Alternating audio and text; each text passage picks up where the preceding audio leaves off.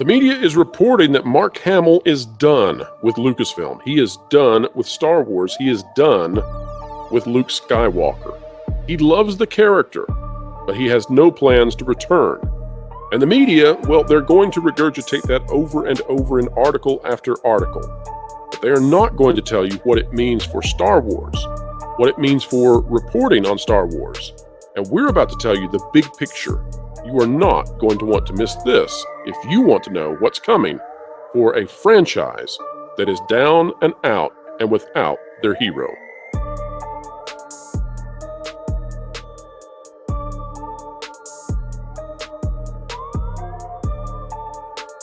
All right, folks, welcome back to another exciting video here on the WDW Pro channel. We endeavor to explain entertainment, keep you ahead of the culture curve. We love doing it. We love bringing you accurate information. And in this case, it's not necessarily fun information, but it does confirm what we've been reporting, and it does help you understand what is going on in that crazy land called Hollywood, and perhaps even in the halls of Burbank, where they may be even nuttier, that being the places where decisions are made with the Walt Disney Company. Joining us to talk about this huge piece of news that has broken over the last couple of days is Lorne Connor of thatparkplace.com. Lorne, welcome back. Thank you. All right, Lorne, the folks out there, if they like content like this, they should click the like button, share, subscribe, and if they want to stick it to the algorithms, they can click it. We're talking about the notification bell. Lorne, you have said before that watching what is happening to Star Wars is not a pleasant experience, and I agree with you on this. But I am hopeful now that we are turning a corner, and I hope that as people flee the ship that is sinking, that is Lucasfilm, that maybe we will finally get change. And perhaps this is just a very unfortunate part of that. A tweet from Star Wars Holocron, and we'll get to where this is coming from. They say, Mark Hamill says he would return to Star Wars if asked, but considers himself retired from the role of Luke Skywalker. And he says, I just don't see any reason to return. They have so many stories to tell, they don't need Luke anymore. I had my time, and that's good, but that's enough. Now, Lauren, that comes from a longer interview that I watched. We're not going to play it for copyright issues, but I think it's covered well in this GameSpot article. This by Eddie Makuch, I guess, Makuch, something like that. Mark Hamill on whether or not he'd return to Star Wars says the Luke Skywalker actor is probably done. Mark Hamill, who famously plays Luke Skywalker in the Star Wars movie series, has commented on whether or not he could come back to play the character yet again. Speaking to The Hollywood Reporter, Hamill said fans should not count on it. There are a series of new Star Wars movies in the works, but Luke Skywalker is dead, and Hamill doesn't think he's coming back. No, I don't have any expectations of that happening, he says. Luke Skywalker dies in 2017's The Last Jedi, but in the Star Wars universe, Jedi can live on as Force ghosts. Luke appeared in The Rise of Skywalker in this manner. Anything is possible in Hollywood, but it sure sounds like Hamill is done. He went on to say that when he first read the script for The Last Jedi, he knew it was over. He said the whole thing was emotional. I was relishing every moment, but also saying goodbye to all those people that I had associated with over the years. So I still miss them. Now, Lauren, the reason that this is a big, big, big deal, a lot of these outlets are going to say, oh, well, he was done. We watched him die in The Last Jedi. The reason this is a big deal, and it confirms what we've been saying about the character of Luke Skywalker being cobwebbed, is because there have been many rumors. We've covered some of those rumors. They have not originated with us, but there have been rumors about Mark Hamill reprising the role of Luke Skywalker for the Rey movie, for example, for the mandoverse movie, coming back into Disney Plus shows. And again, we have not reported those rumors from us. We have talked about others having those rumors, but it's not one of the ones that have originated with us. And we're very careful to designate which ones we're telling you came from our sources. None of our sources have ever reported those. We've been careful to notice that. But Lauren, this essentially now disproves those rumors. Those are pretty much dead. It doesn't sound like Mark Hamill has been approached to be in the Rey movie. Doesn't sound like he's been approached to be in the Mandoverse movie. Doesn't sound like at all he has been approached to be in any of this upcoming Disney Plus content. We're talking about Ahsoka. We're talking about Skeleton Crew. We're talking about future Mandalorian seasons. None of that seems on the table. So, Lauren, is it the end of Luke Skywalker as played by Mark Hamill? I'm glad you appended that to the end. As played by Mark Hamill, yes. Is it at the end of Luke? No. Um, that doesn't mean that I think that they will use him a lot. I think you will still see appearances here and there. I think it's important to put some of this in perspective. And you have to consider the age that Mark Hamill is at. They have brought him on for the appearances that he has done, I believe, primarily as a courtesy to kind of smooth things over with the fan base and to give little performance tips to the people who are actually standing in for the character before they do the digital replacement work, the deep fake technology, things like that. But that's not strictly necessary. You also have to consider that most of the major players, talking in the real world here, are either very near their own retirements or have passed away. Peter Mayhew is no longer alive. Harrison Ford, I believe, has got to be very near to retirement. Carrie Fisher is gone. Billy D. Williams is almost completely retired. There's just, I would imagine at this point, going back to the well for Mark is probably bittersweet. I think he's being very gracious in this interview when he says that he read the script of The Last Jedi and that his time was over and that that was it. I don't buy that. I don't think he No, knew. I don't think he knew that. I don't I, think I, he knew. I don't think he knew that he was just going to fade away at the end of the movie. He did his reaction after seeing the film didn't indicate that to me. Now, I don't want to argue with the man. You know, I don't want to say that he's lying to us, but perhaps no, he's politicking a bit and being kind.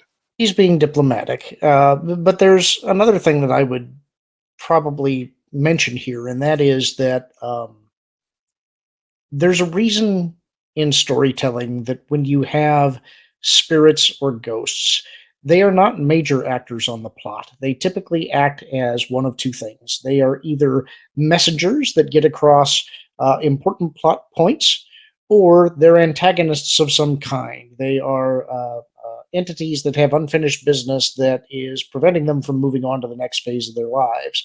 This is one of the reasons that I think that Zahn's handling of Force ghosts was the most intelligent, because the whole idea was that the Sith crave immortality.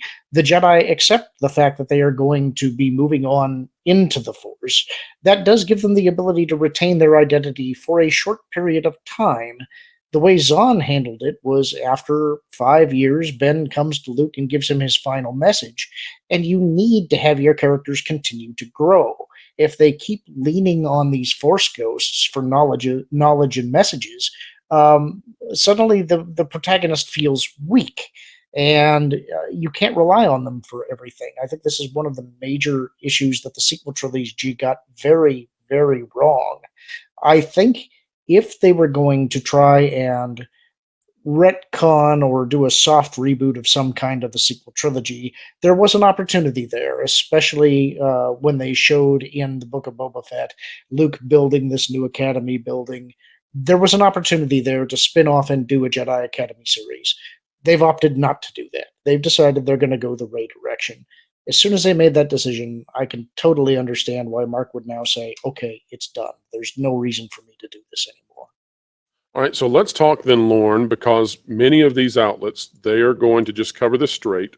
You're going to hear many analysts, commentators, the intelligentsia, just dealing with what's here before us. But you and I need to go farther because we are trying to explain entertainment to the audience. And where I want to go with this conversation is, what does this mean for the mandoverse? Luke is gone. He's off the table, it seems, unless they want to do a completely AI-generated character with no input from Mark at all, which I think would go against what they've tried to do in the past. It might even be seen as insulting. What does it mean for the Disney Plus stuff? But also, what does it mean for the Rey movie if there's not going to be a Luke ghost? Because if there's not, that's one more reason that they don't have to try to draw in audiences. Remember that with the rise of Palpatine, the rise of Skywalker, the trick to get audiences in the door was I want to see how it ends. The Last Jedi was terrible, but I have to go see the last one. I've been watching these for years and years. They're removing the ways to kind of twist the arms of people to get them to go watch a Rey movie, because Rey on her own is not a character that I think many people care to go see. So what do you think? I think there's no way you can really conjecture at this point because it all depends on how long it takes for production to go on. We know that there is going to be a season 4 of The Mandalorian. We know that there is going to be a Mando movie, or at least they're planning for there to be one. So the question for me is it just a season 4, or is it a season 4 and then a season 5 and then a movie? Well, Lauren, think about this though, and I don't mean to interrupt you, but the most watched content inside The Mandalorian, and then of course the Book of Boba Fett by far, but the most beloved content has been Luke. It's not even close. Yep. Have they killed all of the enthusiasm with this announcement? Well, it depends on what you mean. 90%?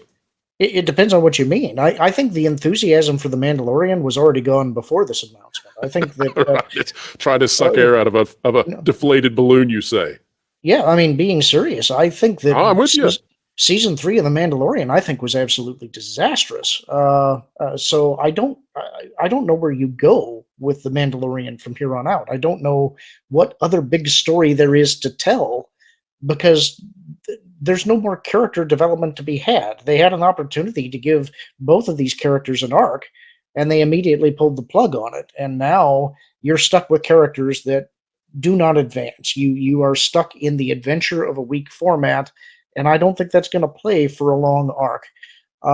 So your question about the Mandoverse, I think the Mandoverse is essentially killed. The question is for the Rey movie. I don't think even having Luke in the Rey movie would probably improve its fortunes. I think the only reason that you go to a Rey movie, well, there's maybe two. One is you've got to have a new stepping stone to hopefully tell more stories after the potential Rey movie. For that, you need the reconstitution of the Jedi. And I think that's why they put out that little blurb where Kathleen says that we're going to be looking at, does the galaxy even want them? And I think she's saying that to be controversial, to drum up interest and go, well, you're going to have Star Wars. You don't want the Jedi? Right. Exactly. Right. Of course they're going to have the Jedi. They have to rebuild the Jedi. The problem is that the way that you get the audience on your side is, and this is what they failed in the sequel trilogy in large part, was they had a character who was practically perfect in every way. They made Mary Poppins into this Jedi character. And to make her a sympathetic character, she has to have flaws. She has to have doubts. She has to have mistakes that she makes, and she has to grow as a person. That's why you needed Luke. You needed him to be the character that could point out, hey, I've been through this myself. There are going to be stumbling points. There's going to be areas where you have self-doubts. There's going to be areas where you make mistakes. Look at what happened to my father. And yet, he was able to rise above that at the end and not redeem all of the evil acts that he did in his life, but he was able to reclaim his own soul, and that led to a blossoming of freedom in the galaxy. And that gives you hope. And so I think what Rey needs more than anything is to stumble. She needs to fail and then come back up and rise and become wiser, and to have a new generation of Jedi that then you can tell other stories with. It's essentially resetting the universe at that point. One other thing that they need is a good antagonist, and they don't have that. And weirdly, I think this is one area where they're trying to abide by what Lucas set down. They're actually trying to be faithful to one part of it, and that is saying that the Sith were wiped out. The balance was brought to the Force, and so there's no more Sith. They tried to create this enemy group in the Knights of Ren and Kylo Ren, and it was all nonsense, and it's not what people want. The Sith have to rise again. You need that essential element for the Jedi to play off of. Well, I agree with you to some degree. My issue, I guess, is that in any good story, the bad guy has to be defeated. And it seems to me that part of the problem that Star Wars has is that they defeated the bad guy, the good guys won, and they can't leave it there. And they also can't give us a new bad guy or new good guys to root for. And so we're just left with this retreading with far less quality, far less interesting characters to ride along with. It's like Yeah. getting to ride along in a sports car and finishing the race. They're like, you got to do another lap. And you say, what am I riding in? You get in the Pinto over here. Well, there were ways to do that before the sequel trilogy came out. The problem is that they're trying to build on this broken foundation now.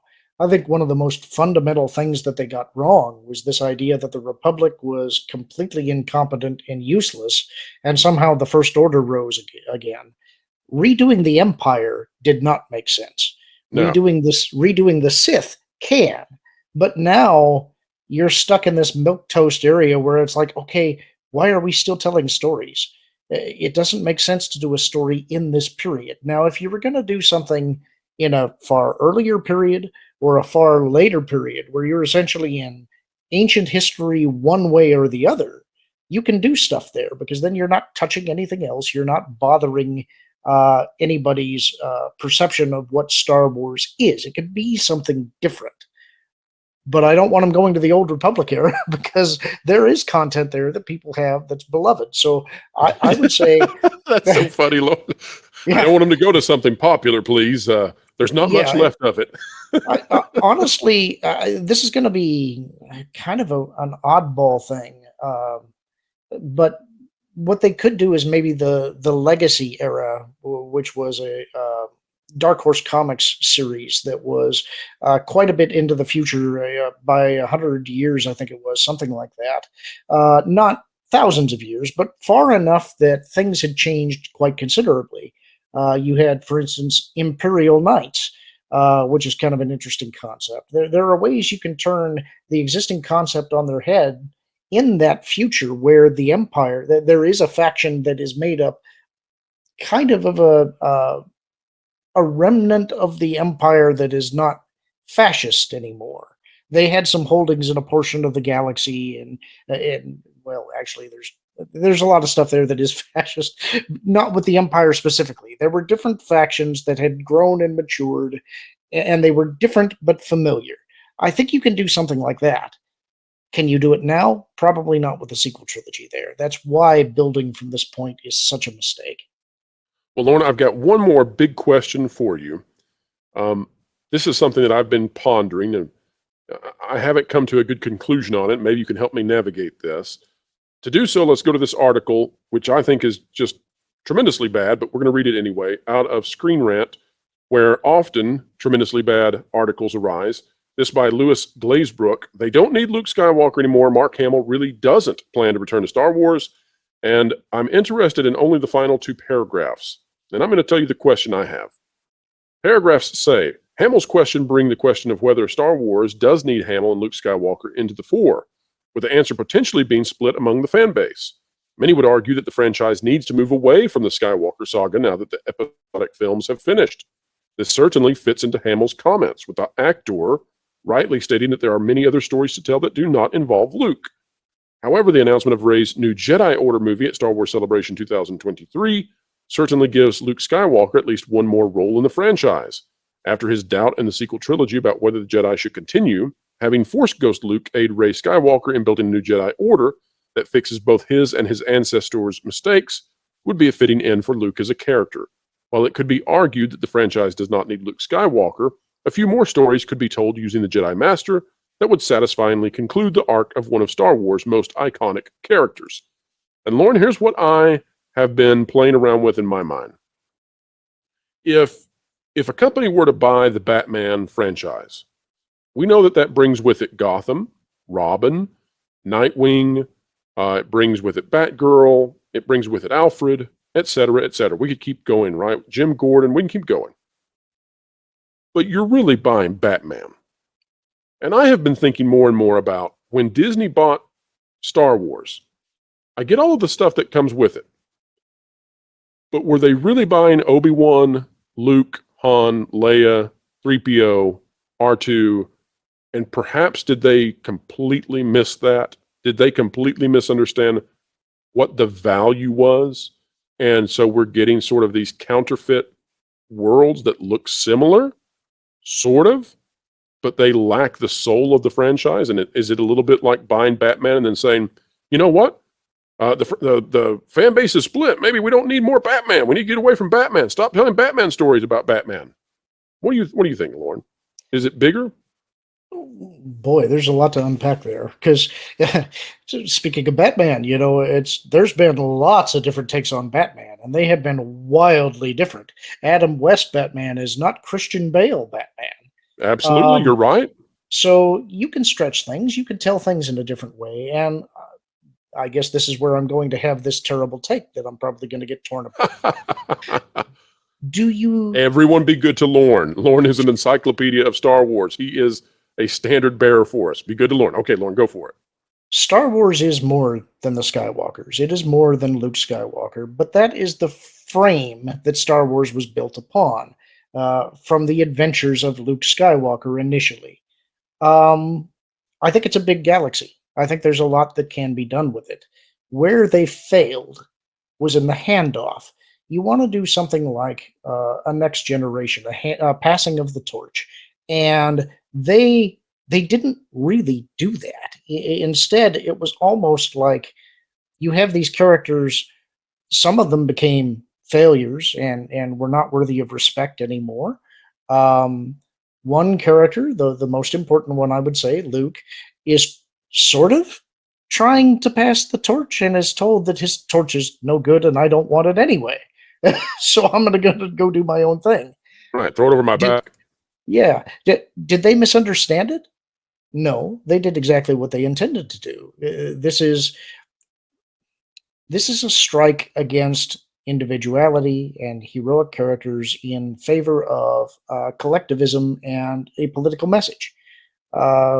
So we take some flack sometimes in the comments because people say, well, when you're saying you don't understand why they're doing this, it's because you don't understand what's really happening in reality. And it's like, yeah, we do. We're just flabbergasted by it. There's a point at which, okay, we understand why these things are being done, but eventually you think money and, I would hope, pride have got to talk to somebody. But that doesn't seem to be happening. And so I think my opinion is there's lots of things that could be done with Star Wars, but I don't think it's ever going to attain its prior heights. And one could argue that maybe everybody has their own favorite Star Wars movie, but there are some that are, I would say, lesser than others. It's a little bit like Indiana Jones has become. Maybe there were only one or two good movies and the rest just sort of filled out some more. It's hard to say, but I do think that Star Wars may be on the verge of becoming Buck Rogers and Flash Gordon. They were the inspirations for Star Wars, but I don't think you'll hear very many kids today talking about Flash Gordon and Buck Rogers. They may know about it from their grandparents or their great-grandparents if they've heard about it. They may be interested in a, that's interesting kind of way. Star Wars may now become that elder statesman of this type of filmmaking that will someday inspire another galaxy that won't be the same thing, but might take some of the same routes. Lauren, I lied. I've got one more question for you then. Based on what you said, I just have to. Okay. As you were talking, I had sort of a symbolic image in my head. Do you think that when the Luke Skywalker character threw that lightsaber over his shoulder, was that the day that the franchise died? And did that sort of represent the hopes that fans had for what they wanted out of this Disney era of Star Wars? Was that sort of throwing their hopes over his shoulder? Because at that point they realized we're never going to get the Luke Skywalker and the original trilogy character ending that we wanted. Was that the date? No, it was later. I think a lot of people were done on that day. But actually, I thought there was an interesting framing device there that you could have taken. Before I ever saw The Last Jedi, I was kind of hoping that that was the kind of character Luke was going to be. It's now, let me, before everybody comes at me with pitchforks, let me explain why. When we saw the steps on Octo that Rey had to ascend to get to where Luke was at, I thought of Kill Bill, and I was thinking of the 1,000 steps that were up to the Kung Fu master that's at the top of those steps, and how harsh he was while training the bride. And I thought they could actually take some inspiration from Kung Fu here, where you see, sure, Luke appears to be bitter and he's harsh. He's trying to drive her away. And so when he said it's time for the Jedi to die in the trailer, I found that to be exciting because I thought, oh, he's going to reveal something when she finally gains his respect. And I thought that there was an arc that you could tell there that, and I think people have talked about this, where we thought maybe he's on the island because he's protecting something. There's some dark That's secret. what I thought. There's some dark secret there that he has to remain and protect, and it's killing him being there. He wants to go and help his friends. He wants to go save the galaxy, but whatever he's doing here is more important. And I thought that the arc that could have been told there was that maybe Luke had gained a blind spot being on that island all that time, and that what Rey could actually say to him that might wake him up is, "You're afraid."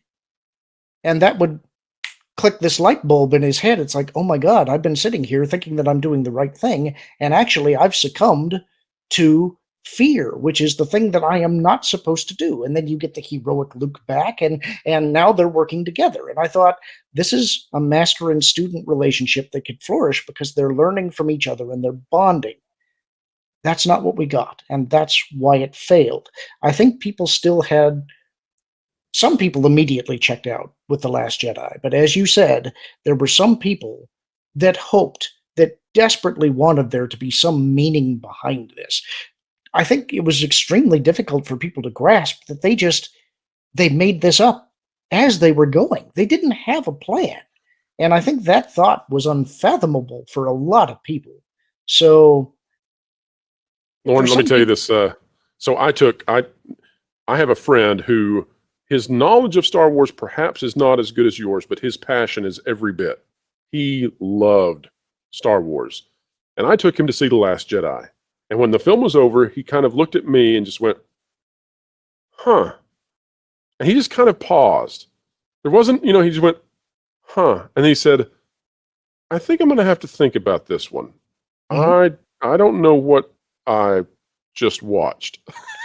So I'll tell you my story. I had been hearing disturbing things before the movie came out, but I didn't want spoilers, so I was avoiding all that stuff. And I knew that I was very scared about this movie. But I had purchased tickets to be there premiere night. And I bought them as soon as they went on sale. I was going to be there. I was all excited about it. They were going to give me a big popcorn bucket and everything. And I got sicker than I have ever been in my life the night that the movie premiered. And there was no way that I could go. And so I spent days basically in my bathroom, just probably ejecting everything I had ever eaten in my life. And that should have been a warning sign. that should have been. And then you went to go watch Luke suck blue green milk out of. Yes. So what happened was my friends actually got to go see the movie, and I'm trying to ask them, how was it?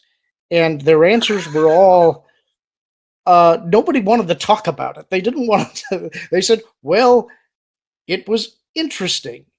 Interesting bad? I don't want to say that. Yeah, and so eventually when I was better, I managed to avoid spoilers. I got to go see the movie, and much like you're saying, I went with a friend of mine. And afterwards he turned to me and he said, what did you think? And I said, well, it was bold. Right. And that was about as far as I got. So is serving excrement to the king. I had to sit there and just chew on it because I was I thought that it was certainly the thing that I was focusing on was them killing Snoke. It actually wasn't killing Luke initially, because I sort of had a feeling they were going to do that. I already had kind of intuited that was probably going to happen. I thought killing Snoke was so out of left field for me that it was like, they can't have just done that on a lark. There's got to be something here. There's something that we're not seeing. And I spent a good long time chewing on it before finally just Realizing there's no plan. Yeah, there came a point at which the ultimate moment for me. I mean, as the production went on, I kept hoping, I was praying, there's got to be something here. And I remember during Star Wars Celebration, they showed the teaser trailer for The Rise of Skywalker, and you hear the laughing of Palpatine at the end of the trailer. And I knew at that point they're doing a very loose adaptation of Dark Empire, which already had been considered probably the worst EU story that was ever told. And I was thinking they can't be doing this. They can't really be doing this. Oh, they can, Lauren. Never doubt Lucasfilm. But then I heard about Death Star lasers on Star Destroyers, and at that point I threw my head up and I said, "We're done." I swore I am not going to see this movie, and I didn't. Yep. That's the first Star Wars movie. Have you ever seen it, Lauren? Did you watch it later? I watched it once, and I vowed that was enough. I will never watch that movie again. There was nothing redeeming that came out of these movies. They were worthless. They were a waste of time. And so building on that foundation is not going to get you anywhere. You know what's amazing, Lauren, is Disney has to know how unpopular they are, because Disney sees the statistics with Disney Plus. And I will guarantee you, there are very few people watching The Rise of Palpatine. Well, Lauren, also, it doesn't seem that people are going to be watching the return of Mark Hamill. Seems like he truly has retired from Star Wars, and those rumors about him showing up in the Mandoverse in the future, the Rey movie, the Mandoverse movie, I think they're off the table. Perhaps it will happen, but I think this is going to dampen the spirits of people who were hoping for that.